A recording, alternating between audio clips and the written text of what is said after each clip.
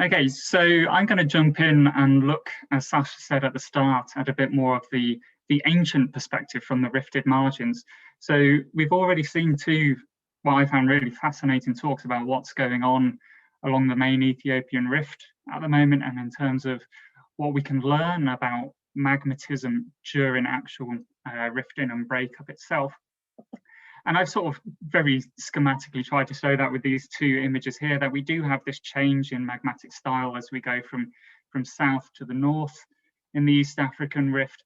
And we can sort of, from this, we can build up a picture of how rifting is transitioning from mainly mechanical breakup, faulting, perhaps some intrusions.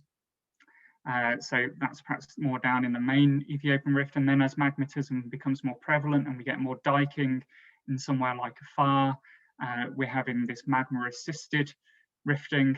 And then eventually we may get to oceanic breakup. So sorry there, Julia, I may disagree that breakup has already occurred in Ethiopia, but that's an interesting debate I'm sure we can have. And we can come to a similar sort of model by looking at the rifted margins.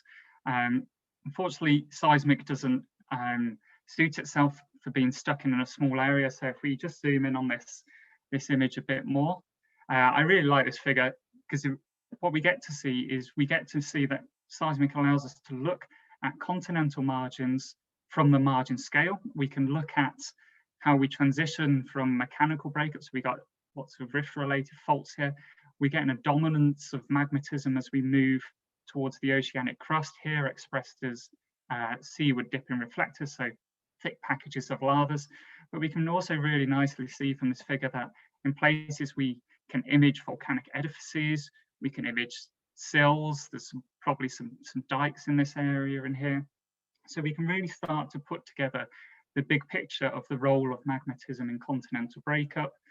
And from these two sides, we can come up with some models. We can improve our understanding. And I think this sort of seminar that Sasha and the team have put together is fantastic for doing this. I think for quite a while, there was a community that was looking at active rifting. There was a community that was looking at rifted margins, and it's been really nice to see over the last 5 years or so, at least in my experience, that those communities are coming more and more together and learning from each other. And I think that's a very exciting time. And I sort of want to develop on that with my talk. And what I want to do is explain how we can use seismic reflection data to sort of further our understanding. Now, one of the main stumbling blocks, I think, at the moment in bringing rifts and rifted margins together is what I call the time-space problem. So as we've seen from the first two talks, we can get a high temporal resolution understanding of how magmatism is evolving in an active continental rift. But we're a bit limited on understanding that 3D geometry of the plumbing systems, exactly what's going on in the subsurface. That's quite hard to tell. But from the rifted margins, we can use seismic reflection data and we can look in detail at that structure. We can look at it in 3D. But of course, these things happened a long time ago. Magmatism has long since ceased. We lack that temporal understanding. So combining the two is a trick. So just to give you a bit of a background as to what seismic reflection data is, in case it's a bit unfamiliar to you. Generally, it's an oil industry technique. It involves firing acoustic energy down into Earth's subsurface, and some of that energy gets reflected from boundaries between rocks, of which we measure the arrival time and the amount of energy reflected, and we can build up a 3D picture or a big 2D seismic line of what's happening beneath the surface, and we can start to interpret that. I think this is a really good new way of looking at igneous systems, but as I sort of mentioned about this time-space problem, and what I want to deal with in this talk is how we can look at this data a bit more carefully and understand dynamics a little bit better. And to do this, I'm going to take us through 3 short, sharp case studies. So I won't spend too much time introducing the case studies because the location doesn't matter too much. So along the East African Rift, we can look at volcanoes. quite obvious. We can look at some lava flows that have erupted, and then we need geophysical information or geodetic information accompanied with petrological and chemical data to try and infer what's going on in the subsurface. With seismic, we can get around that. So this is an example of a volcanic field, series of shield volcanoes offshore southern Australia. They're buried, as you can see, well below the seabed. They were erupted about 42 million years ago. A little admission that these aren't rift-related volcanoes, but the understanding is the same. So one thing I would point out is when I'm showing most seismic data, it's either presented in time rather than depth in meters. So it's often vertically exaggerated. It's to make things a bit more apparent, but it does mean that you have to take what you see with a little bit of pinch of salt. So like looking at a satellite image of volcanoes along the East African Rift, for example, we can examine the external morphology of these volcanoes. We can quantify that. And if we were to take the approach of assuming the small ones become the big ones, we can start to understand how volcanoes grow. The great thing about seismic data is we can go beyond that because we can look inside the volcanoes itself, not just in 2D, but in 3D. And we can map out those individual layers, perhaps even the facies, so where we get changes in reflectivity may reflect changes in composition of the rocks, their lithology. So we can start to unravel how volcanoes grew, and in the end, we can start piecing that together. So this is just an example for one of the volcanoes. You can tell that my bandwidth isn't great, it's juddering all over the place, but you can see that we've mapped out these internal layers within the volcanoes, and we can see how they build up through time. And in this example, we've got a commensurate increase in volcano height and diameter at the same time, so we're dealing with mainly summit eruptions. So we can unravel volcano growth. Now, I'm more interested in the intrusive side of things. So one of the things that we look at in seismic reflection data is we often see along the rifted margins that there's lots of sills and sill complexes. Now, partly this is because sills are horizontal, and if you're firing acoustic energy down into the subsurface and it's getting reflected, it's generally reflecting off subhorizontal features. So sills are imaged really well. And when we look at these sills, we often see that they have quite complex geometry. So we can see here, we've got this classic saucer-shaped geometry. Here's a map of it in 3D. And we can also look at the host rock deformation around them. So this map here is a surface map of this yellow horizon. We can see that there's a dome-shaped fold above this sill. We've got a little volcanic vent here. There's a couple of vents. We've got some faulting associated with the folding. So we can start to think about how sill intrusions are accommodated. And this got us thinking, can we go to somewhere like the East African Rift and see similar features? So here we're going to go to the Danakil Depression, north of far in the very tip of the East African Rift, and we're going to zoom in on a couple of volcanoes called Alu and Dalafia. And this is an area that was that lava erupted in 2008. We can see a lovely InSat image showing inflation, which was modeled as a sill and a dike. I think Juliet may have showed in one of her images that there's some evidence of more inflation currently in this area. And what we did was thinking about what we've seen in seismic reflection data. We looked at Alu. So it comes out relatively okay in this Google Earth image. We can see that it's a dome, lots of fractures and faulting on. Previous interpretations were that it was some sort of horst or volcano. I think just looking at it, you can probably quite easily rule that one out. And you can perhaps just get a hint that these lava flows are radiating away from the edge of this structure. So we mapped out those lava flows, and here you can see them radiating out away from this Alu area. Now, Emma Watts, in her paper towards the end of last year, has taken this further, done a much better job of it than we did. Really nice paper mapping out some of the fracture patterns in this area, looking at the geochronology and the chemistry. of the different lava sequences. And we both came up with quite similar results, that we've got some sort of saucer-shaped sill creating a dome above, so that's what's causing our uplift, and we get an eruption sites at the edges of these features.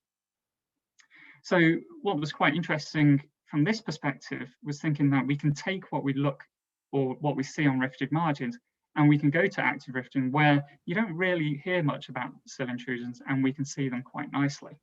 10 minutes. Thank you, Sasha. I've just thrown in the next slide following Kathy's comments and some of Juliet's comments about lateral transport within the mid-crust. One thing that we often see in the rifted margins are sill complexes, so not just individual sills, but interconnected networks of sills that can transport magma over tens, hundreds of kilometers laterally. So here's an example from offshore Ireland, where we can see these interconnected sills, lots of them.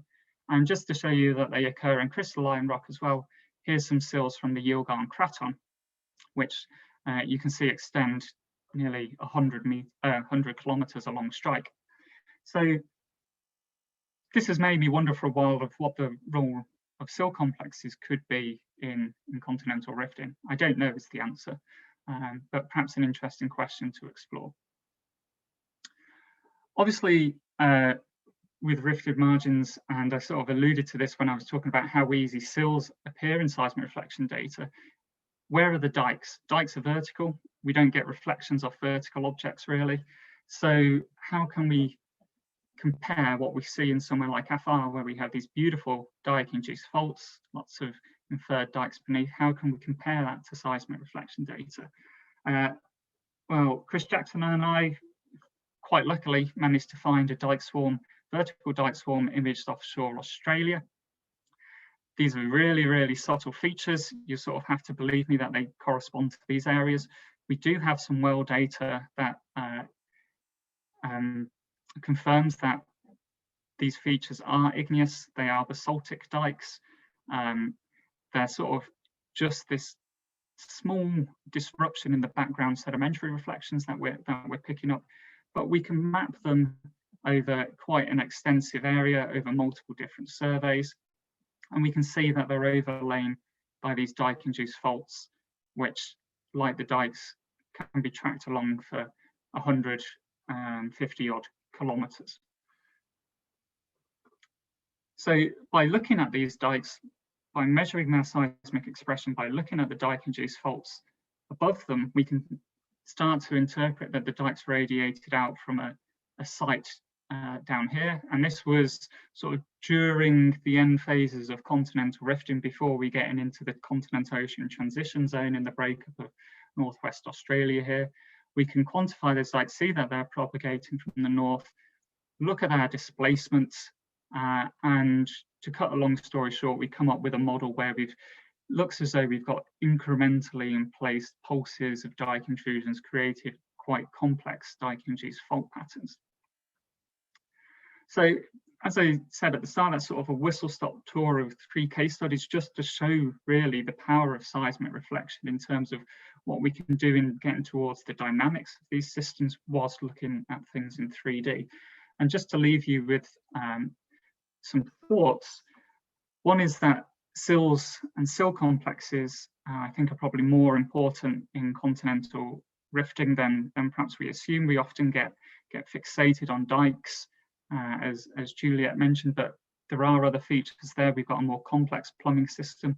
So I think we need to think a bit more about what those complexities are. We can take the surface expression of dike-induced faults, so the dike-induced faults that we see in Afar or even on Mars somewhere, and we can use seismic reflection data to try and understand how that surface expression relates to that subsurface structure. And by doing that, perhaps we can get a better understanding of what's going on in places like Afar beneath our feet. And really just a call to arms that we should all continue the great work of bringing the rifts and rifted margins together. So thank you all for listening. Thanks a lot, Craig. That was an amazing overview. Do we have any questions? I'll have one while others are typing. No, Suzanne, you go first. Hi, Greg. That was an amazing talk. Thanks so much. Thank you. Your point about these rift swarms, they got me thinking a bit. So you found them on the west coast offshore Australia in the Exmouth Plateau, but in a way you're right in arguing that, you know, if we say that dikes are essential to the stages of breaking a plate, we should find them on all margins. So have we just not found them yet? Are we just didn't we realize what we're looking at, or yeah, I think that's a really interesting point. So you're completely right. The dikes should be there. I think at times they're obscured within those continental ocean transition zones where the imaging is perhaps just not good enough at times. We do see evidence of them at the ends of seaward dipping reflectors where the lavas have rotated, the dikes have rotated as well, and they're inclined. And I think we're starting to see those crop up more. In terms of the vertical dikes, I think it's just a matter of we haven't just noticed them before. They're really, really subtle features. We found them by chance because we were looking at a sill and saw these, you know, straight linear features running across it. They turned out to be these dikes.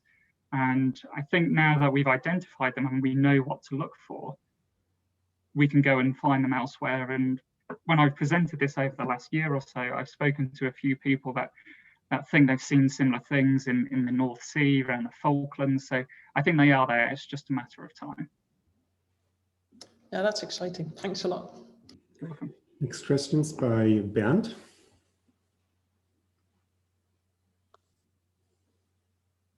Hi, did you say Leanne, Sasha? No, actually, I said Bernd. That's the next question. That's what I thought.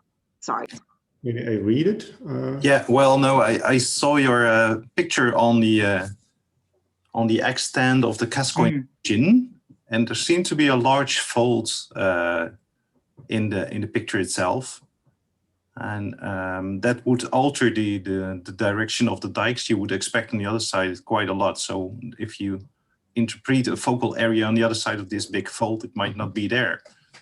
It might be in a different location.